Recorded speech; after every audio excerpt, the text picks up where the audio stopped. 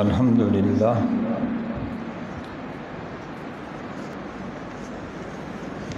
الذي لم يتخذ ولدا ولم يكن له شريك في الملك ولم يكن له ولي من الذل وكبره تكبيرا ونشهد أن سيدنا ونبينا وسندنا ومولانا محمدا عبده ورسوله صلی اللہ تعالی علیہ وعلى آلہ وأصحابہ اجمعین اما بعد فاعوذ باللہ من الشیطان الرجیم بسم اللہ الرحمن الرحیم انما يتقبل اللہ من المتقین وقال تعالی فی مقام آخر سنريهم آياتنا في الآفاق وفي أنفسهم حتى يتبين لهم أنه الحق وقال تعالى قد أفلح من زكاها سبحان ربك رب العزة عما يصفون وسلام على المرسلين والحمد لله رب العالمين درود شریف پڑھ لے سارے ساتھی اللہم صلی علی سیدنا و مولانا محمد وعلی آل سیدنا و مولانا محمد وبارک وسلم وصلی علیہ۔ دیکھیں انسان کے لیے دو دروازے ہوتے ہیں، ایک دروازہ جب انسان پر کھل جاتا ہے تو وہ اعمال کرنے لگ جاتا ہے، ایک دروازہ اعمال کے کرنے کا ہے۔ جب وہ دروازہ انسان ہے سے اور چلے کی طرف متوجہ ہو جاتا ہے، اللہ کی خوشنودی اور اللہ کی رضا کے کاموں میں اس کی باغ دوڑ ایک دو کا تو اس کے اندر ایک غرور کی سی کیفیت پیدا ہو جاتی ہے۔ یہ انتہائی خطرناک مرض ہے، اس کے مختلف اسباب ہے۔ کبر پیدا ہوتا ہے سب سے پہلے علم سے، دنیا میں سب سے پہلا کبر جو پیدا ہوا وہ علم سے۔ دوسرا جو کبر پیدا ہوتا ہے، مولانا سعید آگے آ جائے، دوسرا جو کبر پیدا ہوتا ہے وہ عمل سے، اور پانچواں جو کبر پیدا ہوتا ہے وہ منصب سے۔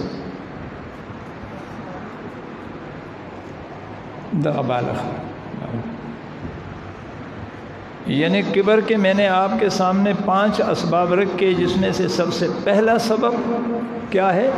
علم، اور دوسرا سبب عبادت۔ بہرحال وہ تو موضوع نہیں، لیکن ضمناً وہاں بات چلی گئی۔ تو جب عبادت کا دروازہ کھل جاتا ہے تو ایک تو اس بیماری کے لگنے کا خطرہ ہو جاتا ہے۔ جب بھی عابد پر عبادت کا دروازہ کھلا ہے تو ساتھ ساتھ میں اس خطرے کی گھنٹی کو بھی بجا دیا گیا ہے، اور یہ دروازہ بھی ساتھ ساتھ کھلا۔ اب عابد جتنا عبادت میں آگے بڑھے گا، اتنا اس کا آنے والا دشمن بھی اس کے مقابلے میں سختی دکھائے گا۔ عابد کی عبادت کی پروان ہوگی تو دشمن کی دشمنی میں بھی پروان ہوگی۔ جتنا جتنا یہ آگے بڑھتا جائے گا، دشمن اتنا اتنا اس سے آگے آگے چلتا جائے گا۔ مجھے ایک واقعہ ابھی اللہ نے دل میں ڈالا۔ حضرت بن نوری رحمہ اللہ فرمایا کرتے تھے کہ میرے والد صاحب رحمۃ اللہ تعالی علیہ، انہوں نے فرمایا کہ میں نے اللہ تبارک و تعالیٰ سے دعا مانگی کہ اے اللہ، میرا بہکانے والا جو شیطان جو میرے ساتھ ہے اس کو مجھ پر ظاہر کر دے۔ تو کہا اللہ کی شان، ایک رات مدرسے ہی میں تھا کہ میں نے ایک نوجوان کو دیکھا، خوبصورت نوجوان، عمامہ سر پہ ہے، داڑھی چہرے پہ ہے، بڑا خوبصورت نوجوان مجھ سے ملا۔ میں نے اس سے پوچھا کہ آپ کون ہو؟ کہا میں اس مدرسے کا طالب علم ہوں۔ میں نے کہا کون سے درجے میں پڑھتے ہو؟ تو کہا رابعہ میں پڑھتا ہوں، جبکہ میں اس وقت ثالثہ میں پڑھتا تھا۔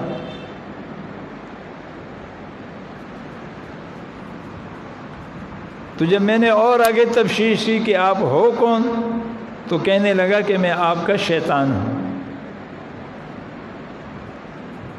یعنی اگر میں ثالثہ میں یعنی تیسرے درجے میں پڑھ رہا ہوں تو میرا شیطان چوتھے درجے میں ہے، تیسرا پڑھ چکا ہے۔ اگر میں چوتھے میں ہوں تو میرا شیطان چوتھا پڑھ چکا ہے، وہ پانچویں میں ہے۔ آپ سمجھ میں بات آ رہی ہے؟ ان الشیطان لکم عدو نہیں فرمایا، عدوٌ، وہ ہر حوالے سے دشمنی میں بہت بڑا ہے، آگے نکلا ہوا ہے، اور اس کو دنیا جہان کے داؤ پیچ آتے۔ بہرحال اپنی بات کی طرف آ رہا ہوں۔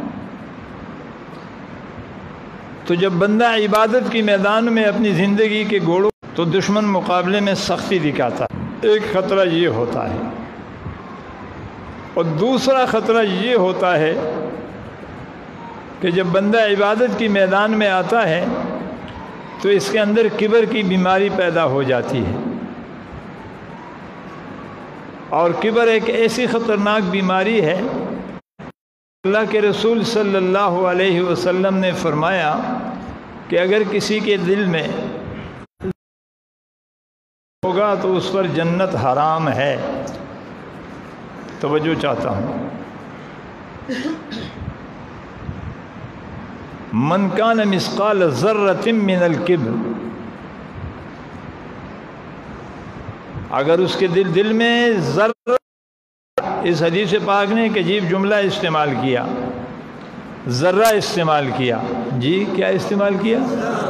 یونیورسٹی والوں آپ ذرا اچھی طرح سمجھو، میں سائنسی تحقیق کا ایک جملہ کہنے لگتے ہیں جو خوردبین سے بڑی مشکل سے نظر آتا ہے تو اتنا باریک کہ نظر آنے پر نظر نہیں آتا۔ اس لیے صحابی رسول نے پوچھا کہ اللہ کے رسول وہ شرک اور وہ ریا جسے ہم سمجھ سکے اس کے لیے تو ہم معافی مانگ لیں گے، لیکن شرک کا وہ حصہ یا ریا کا وہ حصہ جسے ہم سمجھ ہی نہ سکے، تو اللہ کے رسول صلی اللہ علیہ وسلم نے دعا سکھلائی کہ آپ یہ دعا پڑھا کریں تو اللہ تبارک و تعالیٰ اس شرک اور اس ریا کو بھی معاف فرما دیں گے۔ بہرحال اپنی بات کی طرف آ رہا ہوں کہ یہاں پیغمبر کونین صلی اللہ علیہ وسلم نے آج سے 1450 سال پہلے ایک اصطلاح استعمال کی، من کان فی قلبہ مثقال ذرہ۔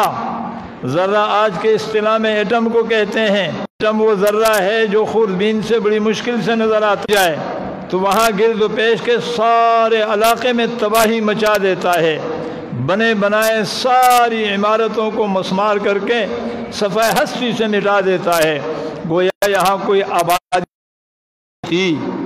تو فرمایا عابد ذرا احتیاط سے چلو، تو عبادت کے محلات تعمیر کر رہا ہے، تو عبادت کی تعمیر میں لگا ہوا ہے، دل کرنے والوں میں خود کو شامل کرنا چاہتا ہے، لیکن احتیاط کرو کہ کبر پیدا نہ ہو جائے۔ جس طرح ایٹم کا وہ ذرہ ہوتا تو چھوٹا ہے لیکن علاقے کے علاقے اس سے تباہ ہو جاتے ہیں، کئی کبر کا ذرہ من کان مثقالۃ، جی اگر ذرہ کبر کا تمہارے دل کی دنیا پر گر گیا تو تمہارے 60-70 سالہ ساری عبادتوں کے محل اور تعمیرات کو نیست و نابود کر دے گا۔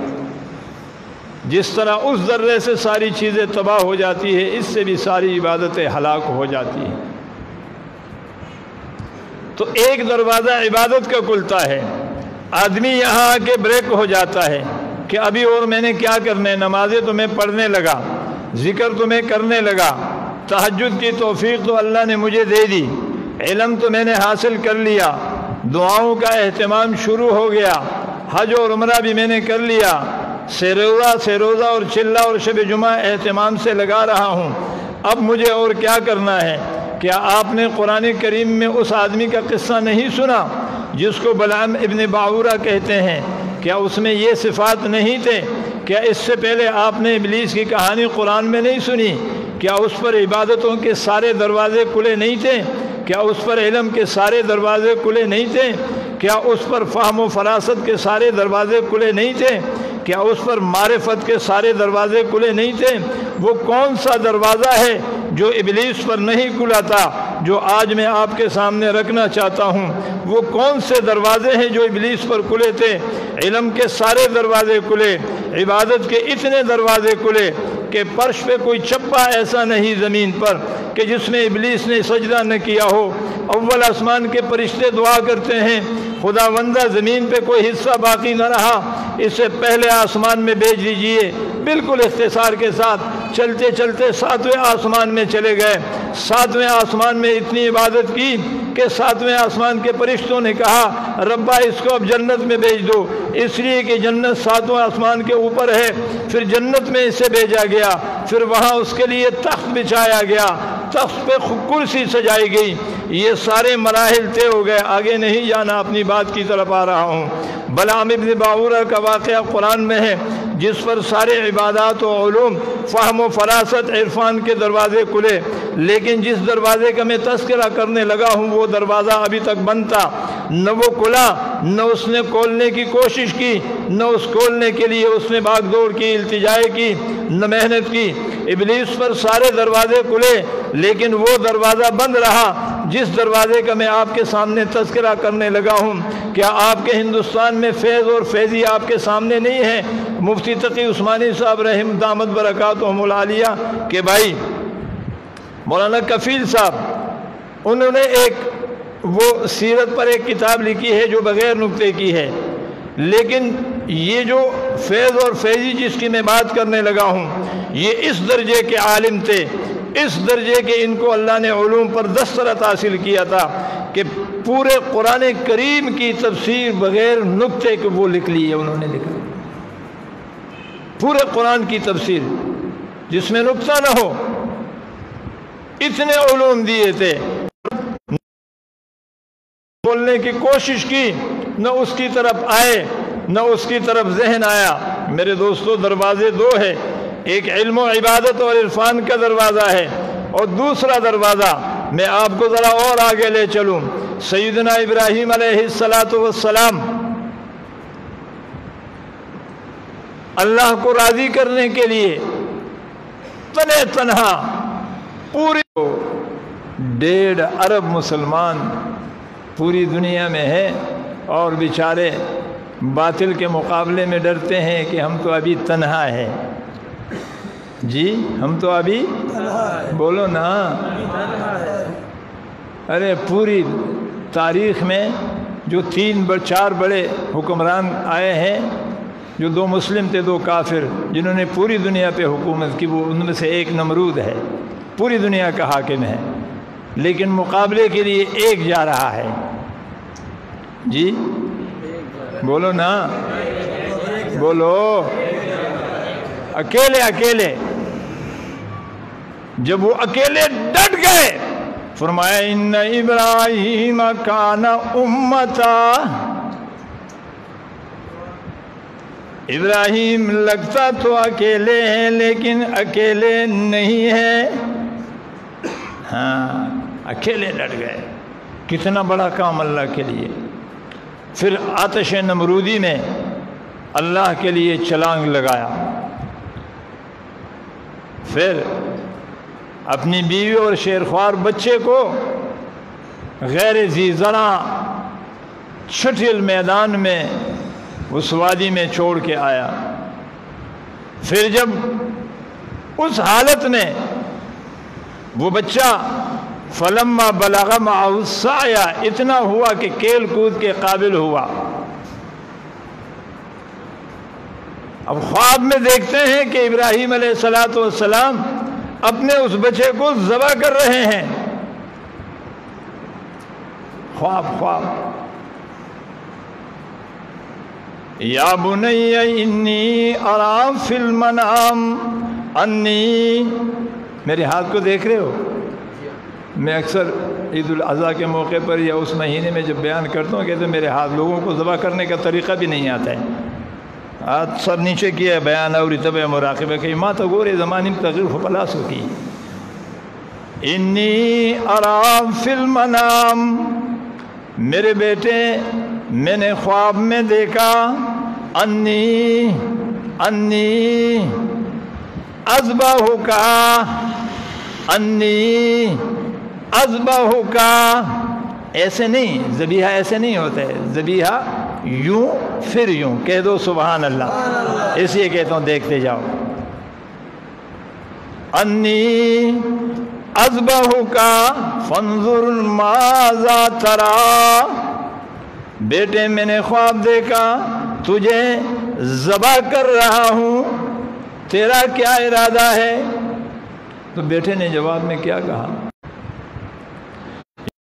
فعل تجدنی انشاء اللہ من الصابرین،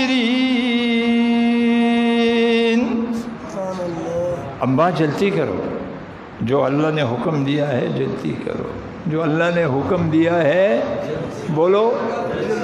یہاں ایک بات کر کے پھر آگے چلتا ہوں، ذرا بولو میرے ساتھ، جو اللہ نے حکم دیا ہے، آپ نہیں بول رہے، پر جس کا اللہ نے تجھے حکم دیا ہے اس میں بولو سارے، پھر بولو کس چیز میں بولو، تو خواب دیکھا ہے، حکم تو نہیں دیا ہے۔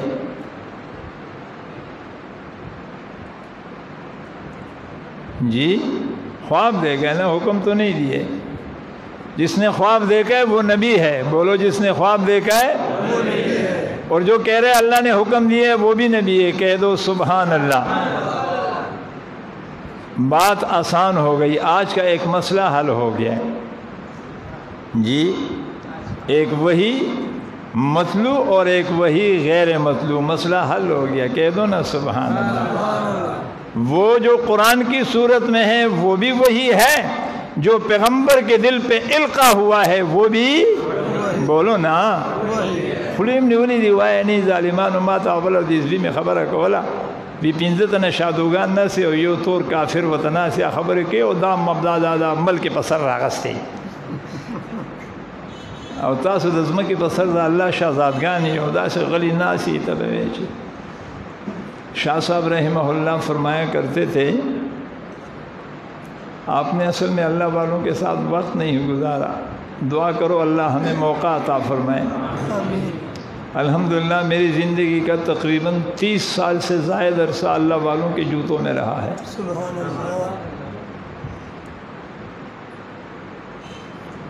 شاہ صاحب فرمایا کرتے تھے جب میں وہ بالکل آخر میں بیٹا ہوا ہوتا تھا، یہ سلیم صاحب ہوتا تھا، مفتی صاحب ہوتا، بیان کے دوران ہی حضرت فرمایا کرتے تھے مولوی خورشید آگے آ جاؤ، آگے آ جاؤ، یہ پتھر سامنے بیٹھے ہوئے ہیں، آیا ہوا مضمون واپس چلا جاتا ہے، جب تم آگے آ جاتے ہو تو مضامین کا نزول شروع ہو جاتا ہے۔ سبحان اللہ۔ تو وہ اس طرح خاموش بیٹھنے والوں کو پتھر سے تعبیر کیا کرتے تھے اور فرمایا کرتے تھے سمجھ آئے نہ آئے ویسے ہلا کرو، جب اللہ آپ کی ہلنے کو دیکھتا ہے رحمت جوش میں آتا ہے، فرشتوں سمجھ میں نہیں آتا لیکن مجھے راضی کرنے کے لیے ہل رہے ہیں، تم گواہ رہو یہ مجھے راضی کرنے کے لیے ہل رہے، میں نے ان کو راضی کرنے کے لیے اپنا قلم ہلا دیا۔ سبحان اللہ۔ تو بولا کرو جی، کہہ دو سبحان اللہ۔ خاموش نہیں، میں تو خاموش مزاج، میں تو والا آدمی ہوں، ذوق دیتا ہوں اور ذوق چاہتا ہوں، کلیجے کے اندر سے بات نکال کے آپ کے سامنے رکھتا ہوں۔ آپ نہیں سمجھتے ہیں، یہ علماء اچھی طرح سمجھتے ہیں۔ بہرحال بیٹے نے کہا جو اللہ کا حکم ہے اس میں بولو جلدی کرو۔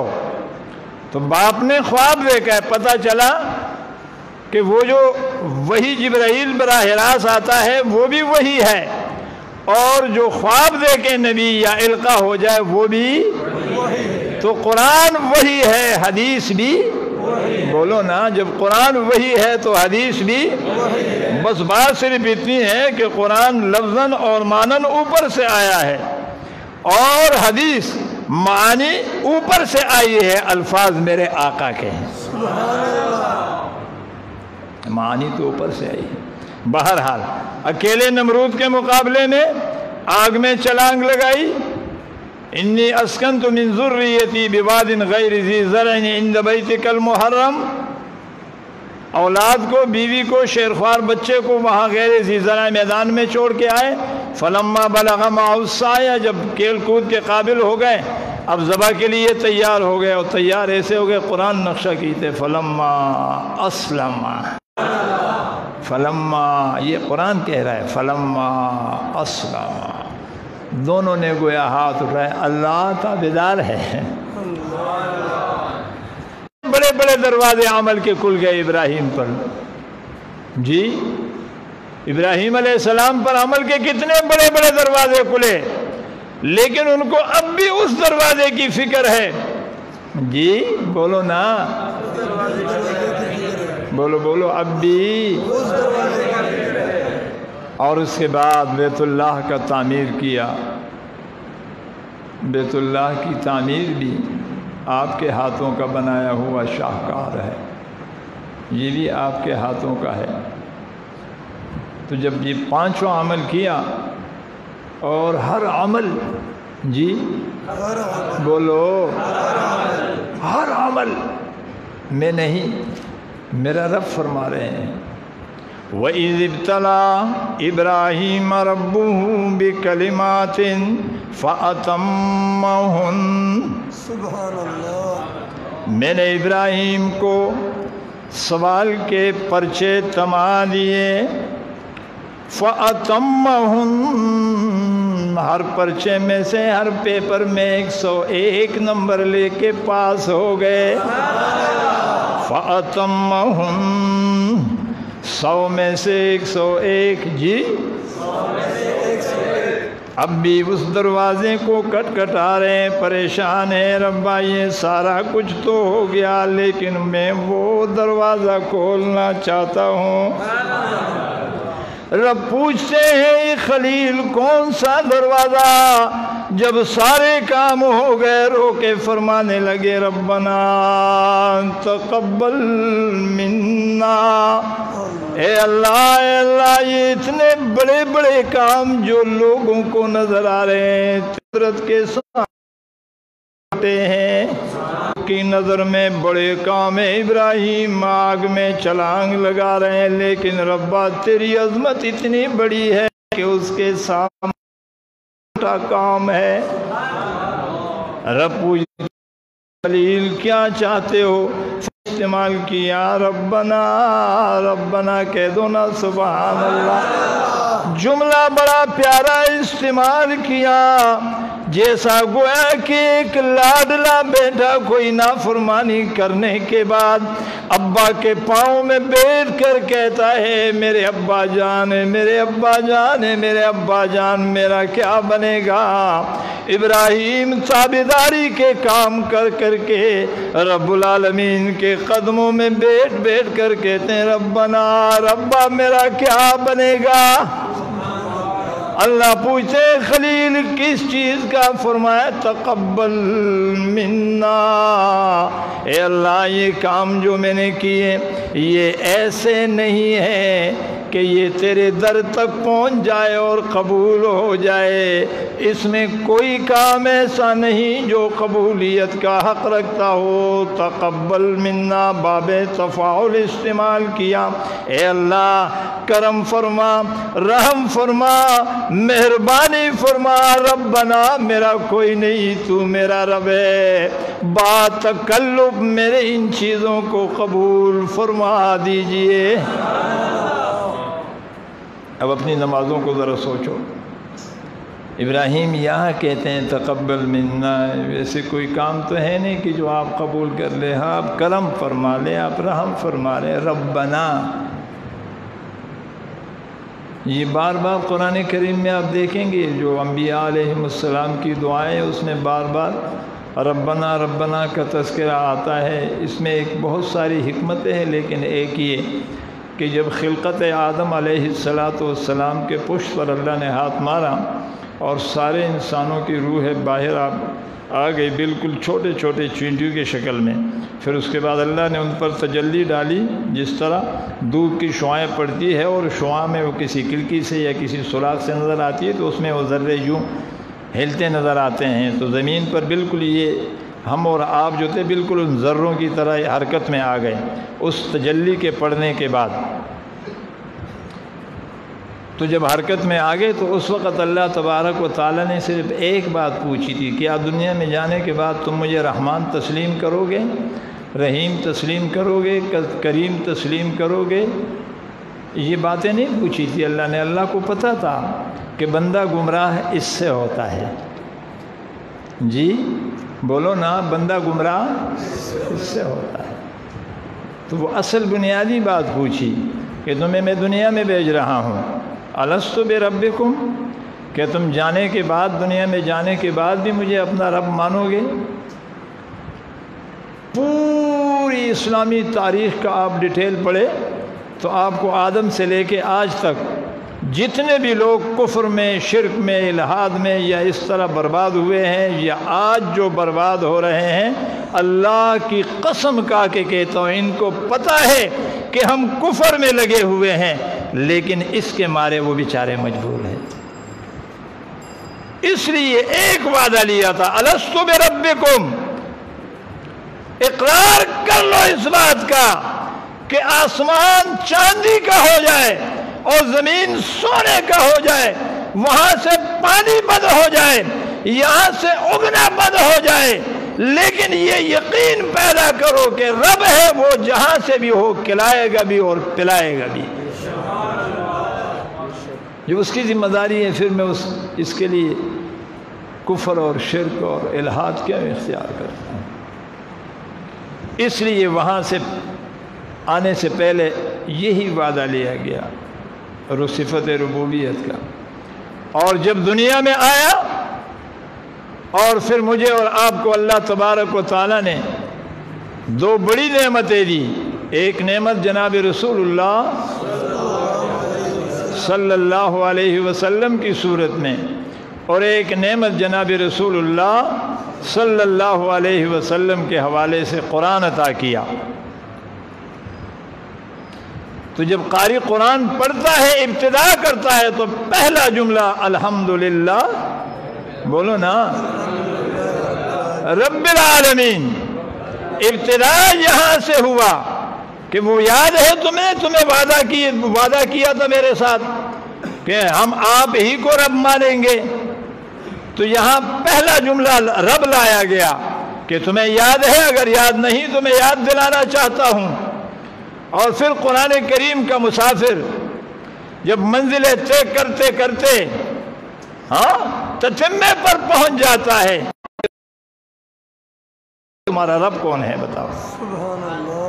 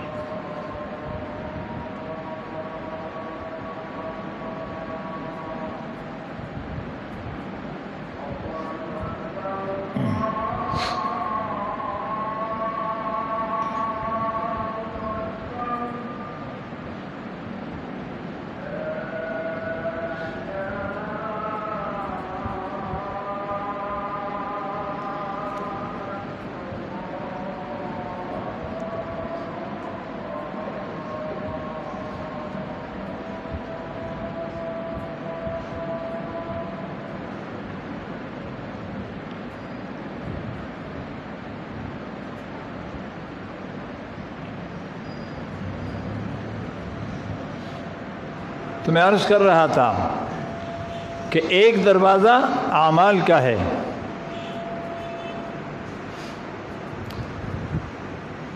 حضرت مولانا مسیح اللہ صاحب رحمۃ اللہ تعالی علیہ شاہ اشرف علی تھانوی رحمہ اللہ کے خلیفہ اجل خلفاء میں سے تھے، بہت بڑے بزرگ اور اللہ والے اور عالم تھے، بڑے بڑے اکابر ان سے فیض حاصل کرتے تھے۔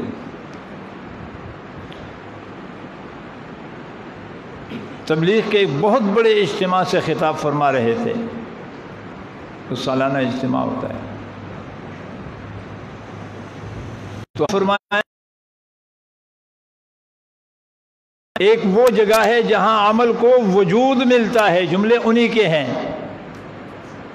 ایک وہ چیز ہے جہاں، ایک وہ جگہ ہے جہاں عمل کو وجود ملتا ہے، بولو نہ سارے، کہاں کہاں سے موتیاں اللہ پاک لا رہے، آپ حضرات کی توجہ کی برکت سے میرے شیخ کا فیض،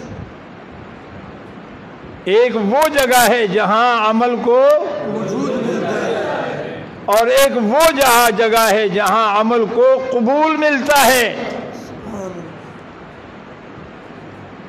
تو فرمایا تم جہاں جہاں جاتے ہو، تمہارے گشتوں کے ذریعے، تمہاری محنتوں کے ذریعے، تمہارے بے نمازیوں کو نماز، بے ذاکرے قدم پڑتے ہیں، وہاں اعمال وجود میں آ جاتے ہیں۔ کہہ دو سبحان اللہ۔ تمہاری قدموں کی برکت سے، بولو نا، اعمال بولو تمہاری قدموں کی برکت سے، بولو تمہاری قدموں کی برکت سے، لیکن میرا وجود میں آنے سے کوئی فائدہ نہیں جب تک قبول نہ ہو۔ دروازے وجود تو کھل گیا، اب دروازے قبول کھلوانا ہے۔ انما یتقبل اللہ، فرمان رب کا ہے۔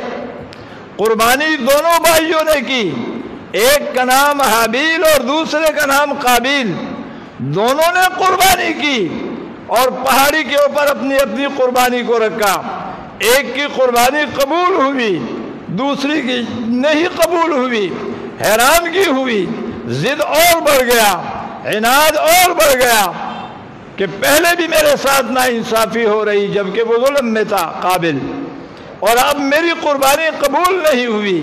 اللہ نے قیامت تک کے لیے ایک قانون بھیج دیا، انما یتقبل اللہ، میں ہر ایرے غیرے کے عمل کو قبول نہیں کرتا۔ مجھے ضرورت ہی کیا پڑی ہے، مجھے کیا حاجت ہے؟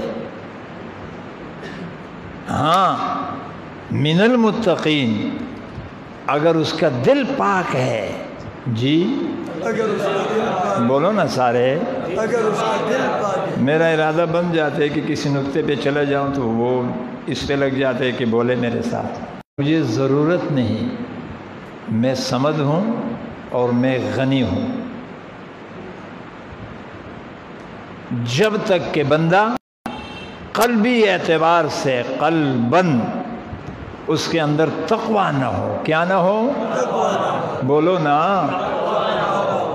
زور سے اور زور سے، پتہ چلا کہ قبولیت عمل کا ہونا، اب جب دل میں تقویٰ ہوگی تو پہلی نماز قبول، جو پہلی نماز قبول ہو گئی، اب مرنے تک جتنی بھی نمازیں ہوگی ساری قبول۔ کہہ دو سبحان اللہ۔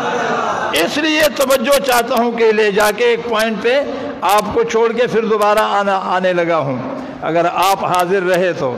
جب تقویٰ دل میں آ گیا، دل کی دنیا پاک ہو گئی، اب جو بھی عمل سرزد ہو رہا ہے قبول۔ کہہ دو، جو بھی عمل ہو رہا ہے وہ قبول، جو بھی عمل ہو رہا ہے وہ قبول۔ دنیا کا سخی بھی ایک بار دے کے دوبارہ نہیں لیتا، جو کائنات کے سخیوں کا رب ہے وہ اگر کسی کو تقویٰ دے دے پھر کیا ضرورت ہے کہ دوبارہ اس سے لے لے؟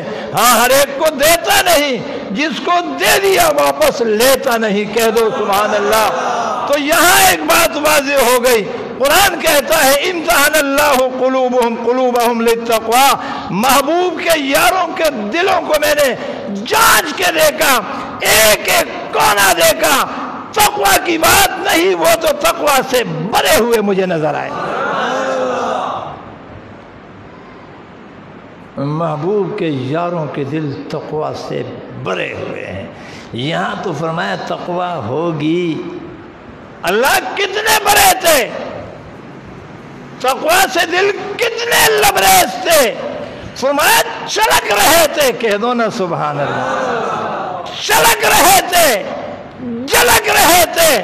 جب میں نے شفقت کی نگاہ ڈالی تو میرے پاس سوائے اس کے کوئی اور جملہ نہیں تھا، فَإِنْ آمَنُوا بِمِثْلِ مَا آمَنْتُمْ بِهِ فَقَدْ اهْتَدَوْا۔ اب یہ معیار ہو گئے، اب یہ بولو نا، اب یہ معیار ہو گئے۔ اب مجھے کسی کی نماز قبول نہیں، اگر نماز صدیق والی نماز سے میل نہ کھاتی ہو، ٹیلی نہ ہوتی ہو، مجھے کائنات میں کسی کا روزہ قبول نہیں۔ اگر روزہ صدیق والے روزے سے میل نہ کھاتا ہو، مجھے کسی کی تراویح نہیں پسند جب تک تراویح عمر اور عثمان والی نہ ہو۔ انما یتقبل من المتقین۔ یہ تو ایک بہار کا چل رہا ہے نا، تو اس حوالے سے میں نے کہا میں بھی ایک بوٹا لگا دوں، کہہ دو نا سبحان اللہ۔ لوگوں نے تو باغیچے لگا دیے، چلو یہ فقیر بھی ایک بوٹا لگا دیں۔ تو میں عرض کر رہا تھا بعض وقت ہیں، بولو نا اعمال کے دروازے، تو حضرت مولانا مسیح اللہ ملتا ہے اور ایک جگہ عمل کو قبول ملتا ہے، تو فرمایا تبلیغ میں آنے جانے سے عمل کو وجود ملتا ہے، بے نمازی کو نماز مل جاتی ہے، تلاوت نہ کرنے والے کو تلاوت مل جاتی ہے، بولو نا ذکر نہ کرنے والے کو ذکر مل جاتی ہے، حج اور عمرہ نہ کرنے والے کو حج اور عمرہ مل جاتا ہے۔ لیکن فرمائی یہ ساری چیزیں تو ابراہیم کو مل گئی، اس کے بعد کہتے ہیں تقبل منا، اللہ دوسرا دروازہ کھول دو۔ تو مولانا مسیح اللہ رحمۃ اللہ تعالی علیہ نے فرمایا کہ عمل کے وجود کے لیے تبلیغ ہے اور عمل کے قبول کے لیے یہی خانقاہیں ہیں۔ اگر اپنے اعمال کو قبول کروانا ہو تو خانقاہوں سے اپنا رابطہ مضبوط رکھو، جس طرح آج ہمارا باقی سارا رابطہ تو ہے لیکن خانقاہوں سے ہمارا رابطہ بڑا کچا ہے بھی جس کا تو بڑا کچا ڈھیلا ڈالا۔ کتنے واقعات سنا دوں آپ کو تاریخ کے دروچے میں۔ سید سلیمان ندوی رحمۃ اللہ تعالی علیہ، ندوہ کے مدیر اور ندوہ کے محتمم، جو حضرت پوری رحمہ اللہ کے خلیفہ تھے، فرمایا ایک دن میں نظام الدین گیا پڑھنا ہے، تو ان کے خطبات میں یہ سارے واقعات موجود ہے۔ فرمایا میں نظام الدین گیا تو وہاں شیخ الحدیث شیخ زکریا رحمہ اللہ تشریف فرماتے، حضرت جی مولانا محمد الیاس رحمہ اللہ تشریف فرماتے، حضرت مولانا حسین احمد مدنی رحمہ اللہ تشریف فرماتے۔ کہہ دو نا سبحان اللہ۔ آپ کو ان ناموں میں چاشنی نہیں ملتی؟ اللہ کی قسم، جس زبان پہ یہ نام آ جاتا ہے، اگر اس وقت اس انسان کی موت آ جائے، میں وثوق سے کہتا ہوں کہ اللہ اس کی مغفرت کر دیتا ہے۔ اسی کے ناموں سے اللہ کو پیار ہے۔ جی بولو نا، ناموں سے اللہ کو پیار ہے۔ نام اور ایک بابا نے گزرتے ہوئے بچے کو دیکھا، دوڑا ہوا اس کے پاس گیا اور اس سے گلا ملا اور بڑا حساب کتاب، بہت خوشی کا اظہار۔ اس نے کہا بابا میں نے آپ کو پہچانا نہیں، آپ تو اتنے خوش ہو گئے۔ مجھ سے کہا بیٹا میرا بیٹا بالکل آپ کی طرح ہے، میرا بیٹا، بولو نا میرا بیٹا، آپ کو دیکھ کے نا میری آنکھیں ٹھنڈی ہو گئی۔ جی بولو نا، آپ کو دیکھ کے، بولو یار، آپ کو دیکھ کے ہائے ہائے، مجھے کہنے دیجئے، پیغمبر کے یار وہ تھے جو ہر عمل کو نبی کی سنت پر ناپ ناپ کر ادا کیا کرتے تھے۔ آپ پیغمبر کے یار وہ تھے جو اپنے اخلاق کو پیغمبر کے آئینے کے سامنے رکھ رکھ کے سنوارا کرتے تھے۔ قربان جاؤں، پیغمبر کے یار وہ تھے جو اپنی زندگی کو اپنے یعنی صبغت اللہ کی مٹی میں خود کو ڈال کے اپنے کو رنگایا کرتے تھے۔ پیغمبر کے یار وہ تھے کہ جنہوں کے کانوں نے وہ آواز سنی کہ جو آواز عرشوں والے خدا کو بھی بڑی اچھی لگتی تھی۔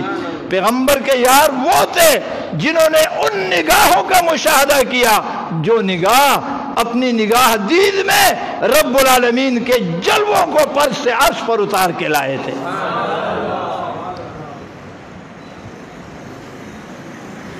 کیا کہنے ان کے، کیسے لوگ تھے۔ تو میں عرض کر رہا تھا کہ یہ بڑے حضرات تشریف فرماتے ہیں۔ میں نے مثال بھی آپ کو دے دی۔ بابا آپ کیوں خوش ہوئے؟ کہا بالکل میرے بیٹے جیسے ہو۔ بولو نا، بالکل میرے بیٹے جیسے۔ سارے بولو یار، بالکل میرے بولو، بالکل میرے۔ اللہ پاک فرماتے ہیں فَإِنَّكَ بِأَعْيُنِنَا، محبوبہ آپ چلتے ہو میری نگاہ ہٹتی نہیں ہے، آپ بیٹھتے ہو میری نگاہ ہٹتی نہیں ہے، ہٹتی نہیں ہے۔ آپ بول مسجد جا تیرے قدموں کو دیکھتا رہتا ہوں۔ آپ سو جاتے ہیں، دنیا کے سارے بڑے بڑے شہزادے سو جاتے ہیں، لیکن جگانے کا وقت آتا ہے، کسی کی امی جگانے آتی ہے، کسی کا ابو، کسی کی بیوی۔ وَإِنَّكَ بِأَعْيُنِنَا، تو جہاں بھی ہوتا ہے میرے نظر رحمت کے دائرے میں ہوتا ہے۔ اور جب تو سو جاتا ہے، اے کائنات والو ذرا توجہ سے سن لو، جب میرے محبوب سو جاتے ہیں تو اسے اٹھانے کے لیے میں اللہ خود آتا ہوں۔ کہہ دو نا سبحان اللہ۔ یا ایھا المدثر قم،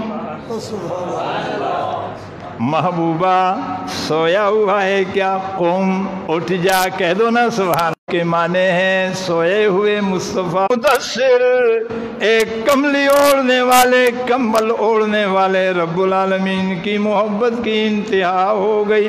یہاں محبوب نہیں، مزمل نہیں، کوئی اور نہیں، مدثر، اس لیے کہ محبوب نے جو کری تھی اس کمبل سے اللہ کو پیار ہو گیا۔ جی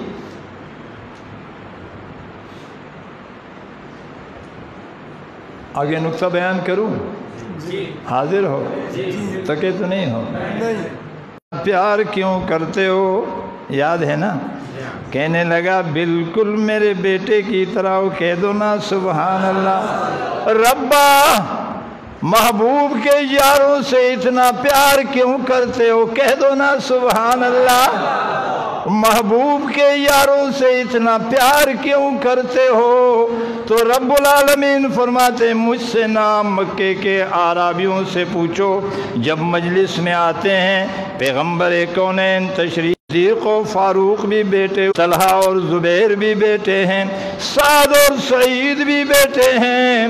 آنے والا جب نظر گماتا ہے تو ان کی نظر میں مصطفیٰ اور صدیق ایک لگتے ہیں، جب عمر کو دیکھتے ہیں تو مصطفیٰ اور عمر ایک لگتے ہیں۔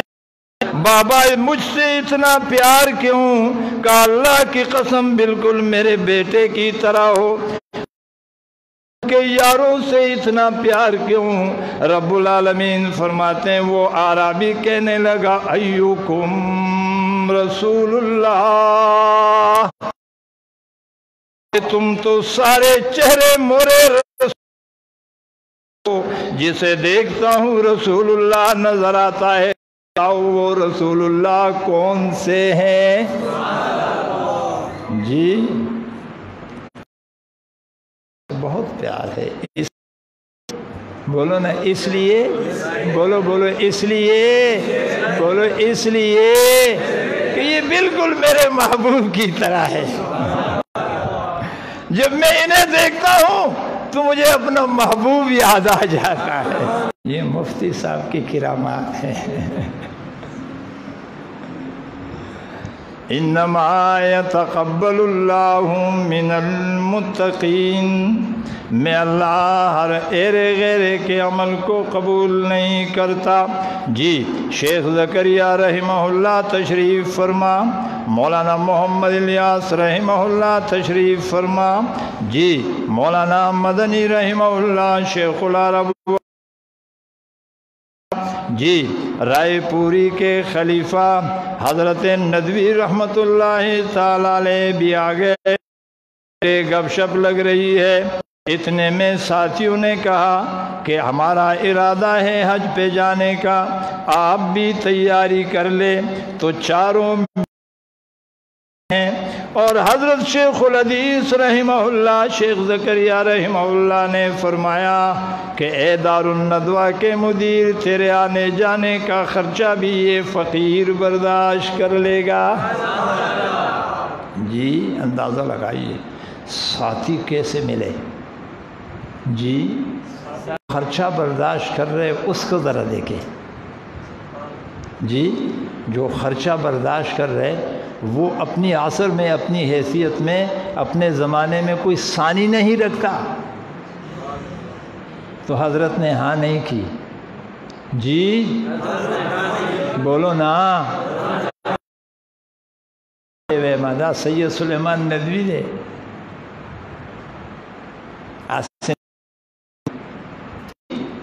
فرمایا میں اپنے شیخ سے مشورہ کر کے پوچھ کے آپ کو بتاؤں گا.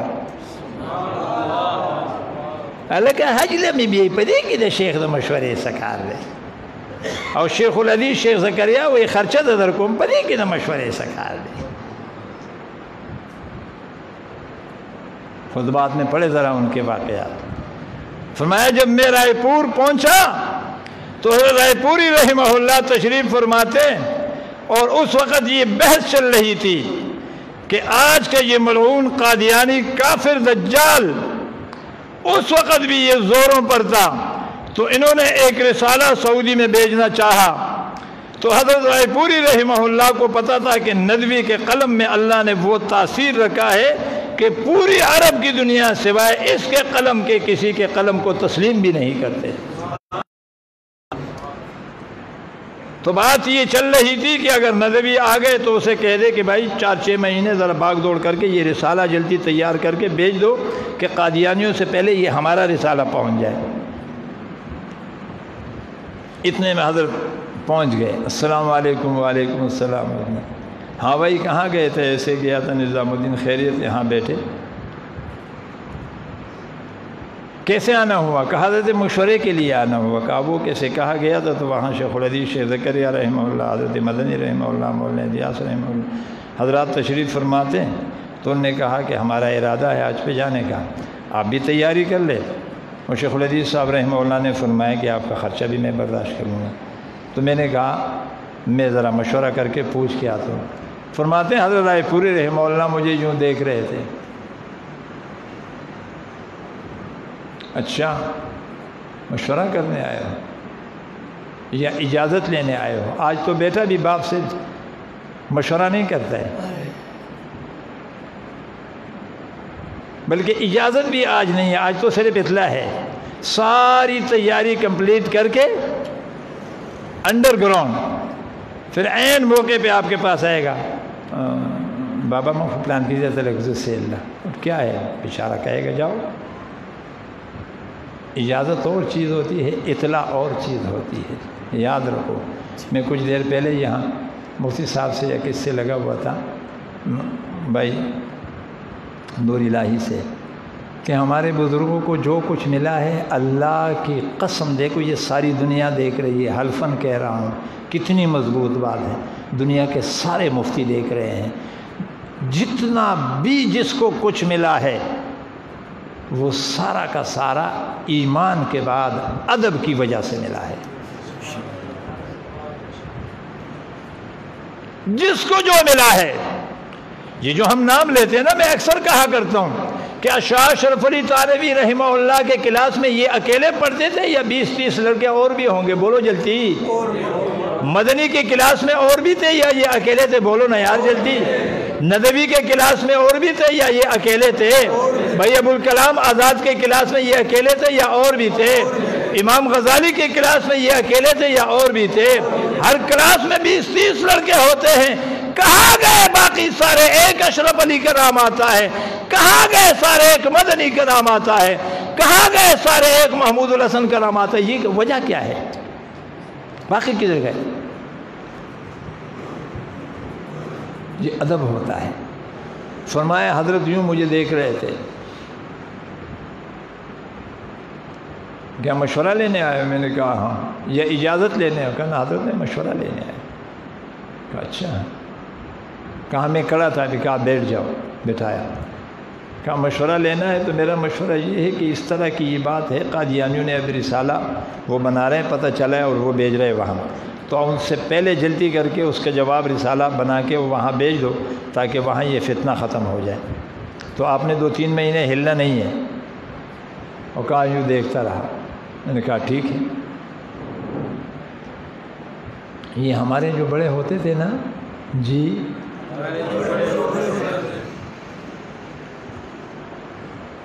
انہوں نے زندگی فقر میں گزاری ہے۔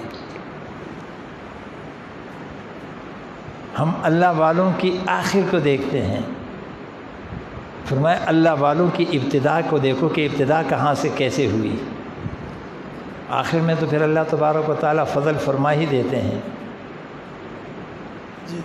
وجہ بغیر دلیل کے تو بات اچھی نہیں ہوتا ہے، تو مزے ہو جاتے ہیں، مزے شروع ہو جاتے ہیں۔ کہہ دو نا سبحان اللہ۔ وجہ جب آدمی کسی بات ہوتا ہے تو پسینہ اور تکن اور بھوک اور پیاس اور پریشانی اور سفر، اور جیسے جیسے اس باغ کے قریب ہوتا ہے، جی بولو نا، جیسے جیسے اس باغ کے تو تکن ختم ہوتا ہے، تھکاوٹ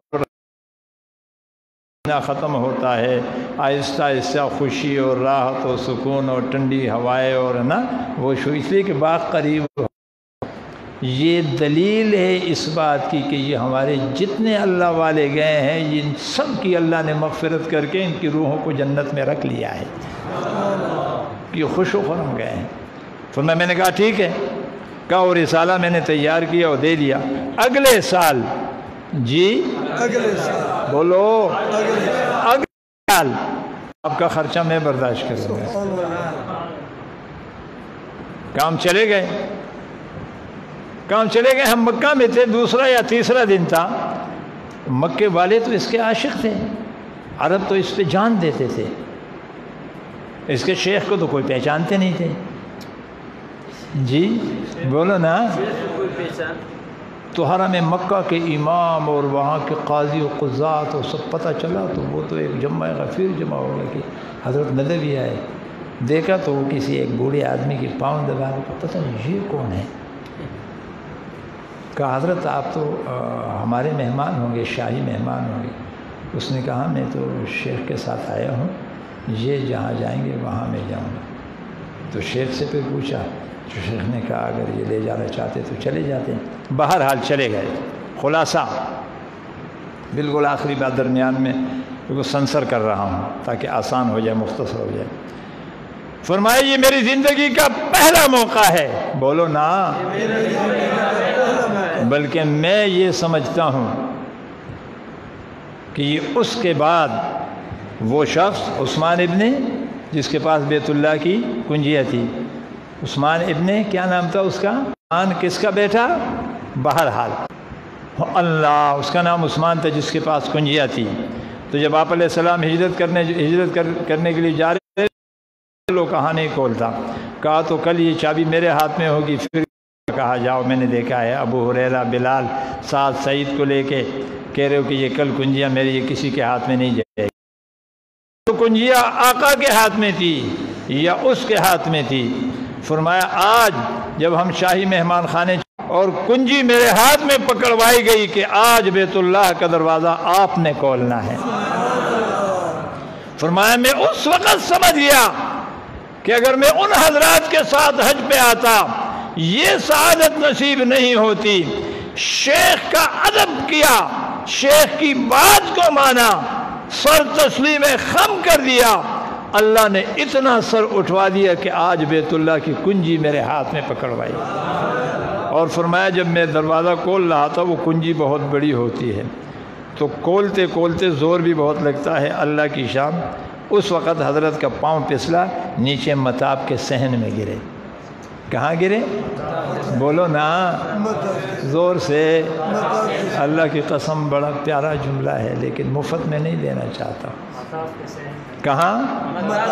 بولو بولو مطاف کے، بولو نا مطاف کے۔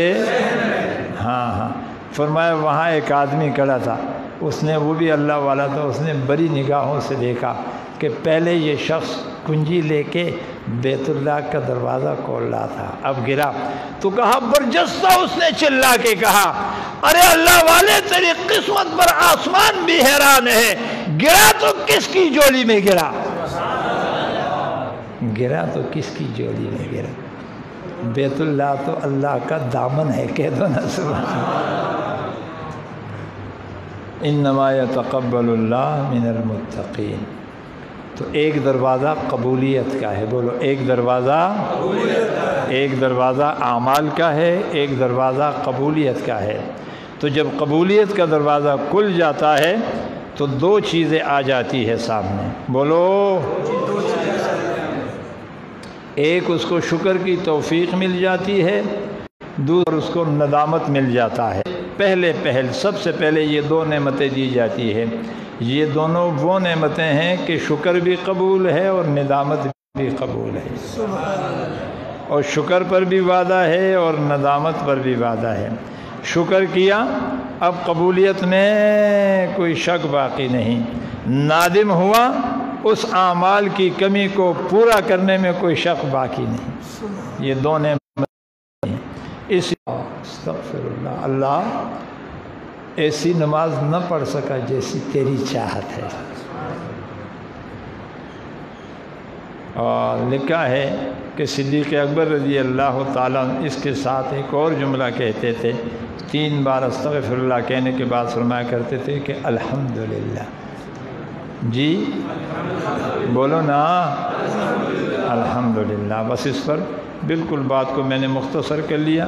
یہ جو میں نے سورہ شورا کی آیت، سورہ زمر کی سورہ شورا کی آیت، آخری آیت آپ کے سامنے پڑھی ہے، اس پر انشاءاللہ زندگی رہی تو پھر کبھی بات ہو جائے گی۔ بس اس کا سمجھو خلاصہ آ گیا اور کچھ ضروری باتیں رہ گئی، لیکن اس پر آخری 2 باتیں کہ شکر قبول ہے، بولو شکر قبول ہے، اور ندامت بھی قبول ہے، ندامت بھی قبول ہے۔ جب شکر کی توفیق مل جائے اور ندامت کی توفیق مل جائے تو سمجھو کہ اس پر قبولیت کا دروازہ بھی کھل گیا۔ جی بولو، اس پر قبولیت کا دروازہ بھی۔ ویسے اللہ تبارک و تعالیٰ کی سنت یہ ہے، توجہ چاہتا ہوں آخری جملہ بالخصوص علماء کے لیے اور عموم آپ سب کے لیے، سب ناظرین سامعین کے لیے، جب بندہ کسی عمل کی طرف متوجہ ہوتا ہے تو وہ توجہ دلانے میں جو سٹیم کار فرما ہوتا ہے اس کا نام ہے ایمان۔ جب بھی کسی عمل کی طرف آدمی متوجہ ہوتا ہے تو جو آدمی کو پمپ کرتا ہے نا، پریشر کرتا ہے، اس سٹیم، اس پاور کا نام ہے ایمان۔ بولو زور سے، کیا نام ہے؟ ایمان۔ اب یہ اس ایمان کی برکت سے یہ مسجد میں اس کا ایمان حرکت میں آتا ہے تو یہ بڑھتا ہے۔ دوسرا کام اس عمل کو کرنا۔ اب جب یہ عمل کو کرتا ہے تو کر نہیں سکتا، کہہ دو نا، جب اس عمل کو کرتا ہے کیسے کر لے گا؟ جب آقا نماز پڑھنے کے بعد کہہ دے اللہ ایسی نماز تیری چاہت ہے تو میں کب پڑھ سکتا ہوں؟ اب جب یہ نماز پڑھتا ہے تو کہتا ہے اللہ یہ نماز تو جی مجھے اپنے ابا کی بات ہی آ گئی رحمۃ اللہ تعالیٰ علیہ۔ ایک آدمی نماز پڑھ رہا بیٹھ گیا، جب انہیں سلام پھیرا تو اس کو بلایا، اللہ کہ دیکھو آراشا سر ودا د ته ویم چې دا ستا مونځ خو زما څنګه خوښ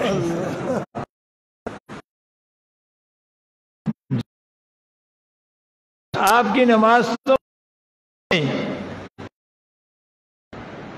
تو پھر یہ اللہ کو کیسے پسند آئی ہوگی؟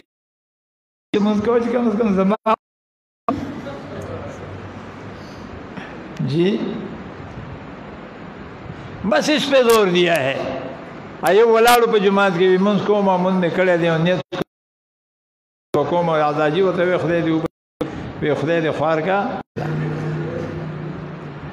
ته د کور نه سره راوته چې زما اسلام آباد ته چرته سیګریټ ډکوم هغه کم سره او دې لپاره راغلی وي چې جومات ته نو څه نیت کوي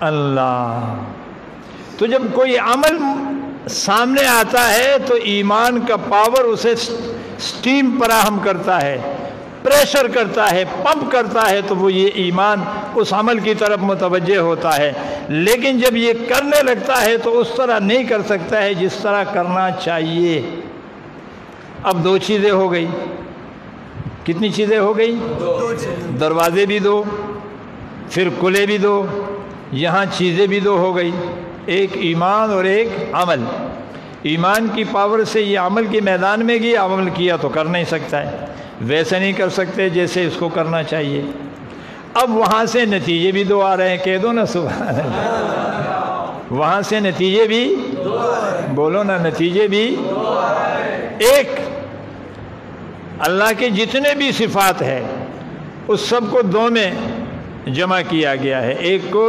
جمالی صفات کہتے ہیں ایک کو جلالی کہہ دو ایک کو بس جتنے بھی صفات ہیں اللہ کے وہ دو ہے کچھ جلالی ہے اور کچھ جمالی سبحان اللہ و بحمدہ اگر کوئی کہہ دے کہو ذرا میرے ساتھ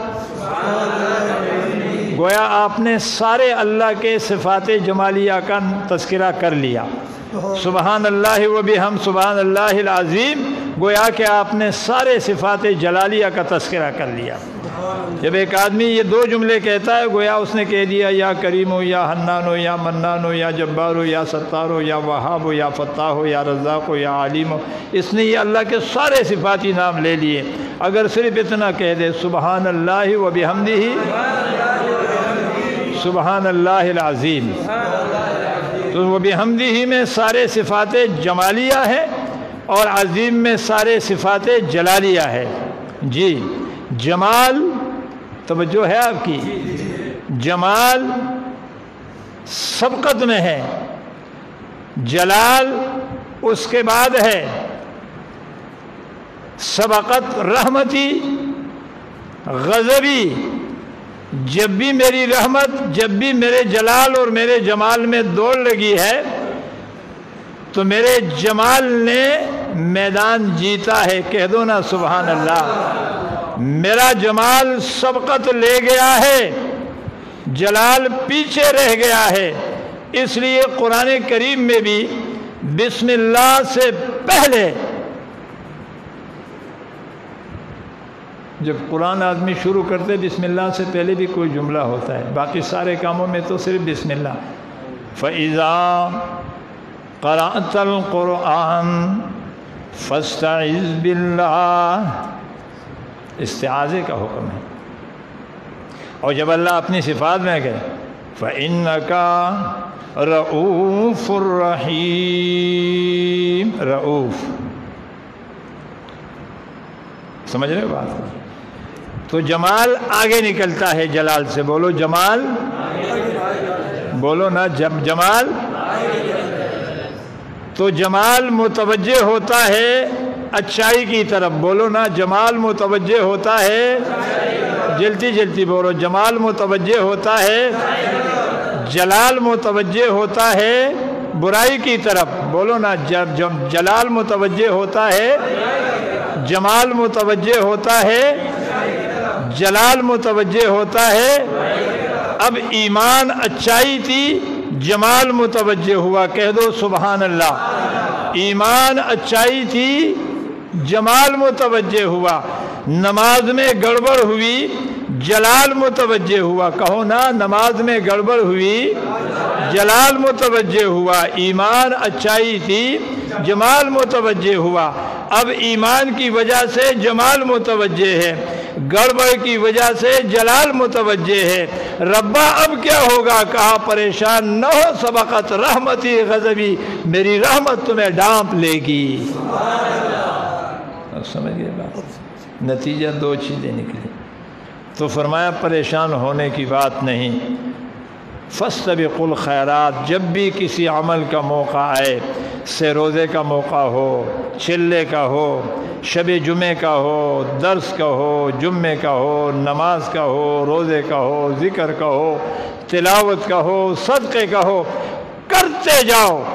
بس کرنے کے بعد اتنا کہہ دو استغفر اللہ ربا، نہ کر سکا تو اب کرنے کے لیے جو اسٹیم تمہیں متوجہ کر گئے وہ ایمان ہے، جمال متوجہ ہے. اب گڑبڑ ہوا، جلال متوجہ ہے.